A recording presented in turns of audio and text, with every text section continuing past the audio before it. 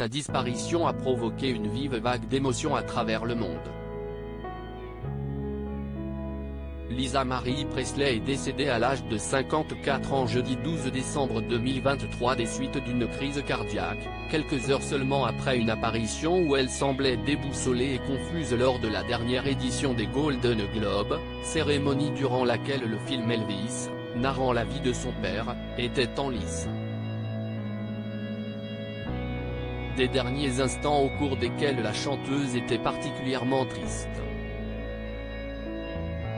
L'ancienne femme du King of Pop Michael Jackson ou encore du célèbre acteur américain Nicolas Cage, entre autres, pourrait être morte à cause d'une addiction aux médicaments et au gaz hilarant, selon plusieurs sources concordantes.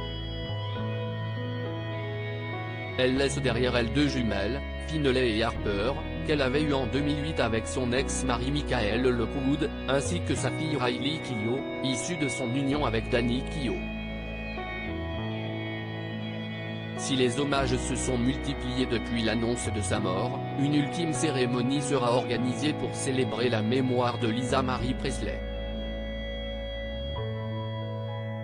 Ce sont d'ailleurs les représentants de Riley Keough qui ont communiqué les informations. Les obsèques auront ainsi lieu à Graceland, le splendide manoir historique d'Elvis Presley, dont elle était la fille unique, situé à Memphis.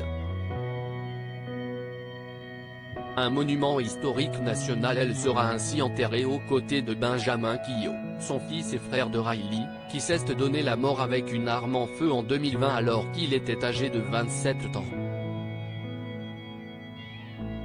Un décès tragique qui avait d'ailleurs particulièrement touché Lisa Marie Presley, qui a admis à plusieurs reprises avoir du mal à se remettre de ce drame.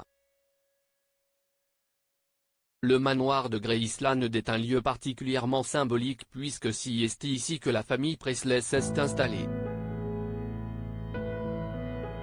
Elvis, le King of Rock'n'Roll, a acquis cette demeure de 1620 mètres carrés en 1957.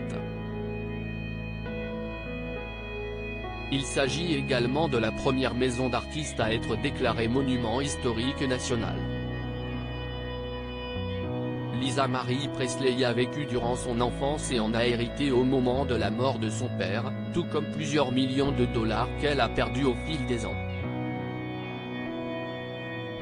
Si elle n'y vivait pas durant l'année, elle avait tout de même pris l'habitude d'y retourner régulièrement pour rendre hommage à la mémoire d'Elvis Presley depuis son décès précoce, le 16 août 1977, à l'âge de 42 ans.